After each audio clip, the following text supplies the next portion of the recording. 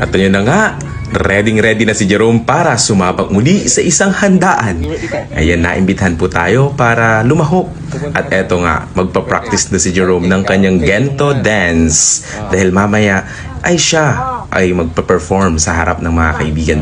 At birthday ng apo ng kanyang ninong Cap.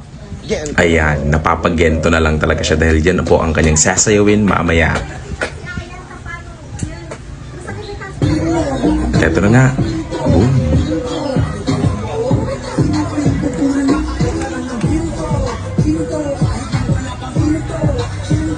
Hindi nagpatinag ang batang si Jerome at talagang pinakita ang kanyang galing sa pagsayaw. Siyempre, hindi makukumpleto ang kanyang araw hanggat hindi siya nakakakain ng kanyang paboritong spaghetti at fried chicken. Ayan, satisfied. Busog na busog at iyan po talagang pinakagusto ni Jerome kapag pumupunta siya sa birthday. Yung kids, ready tayo. Then, ano yung dito? 5 minutes, start na tayo.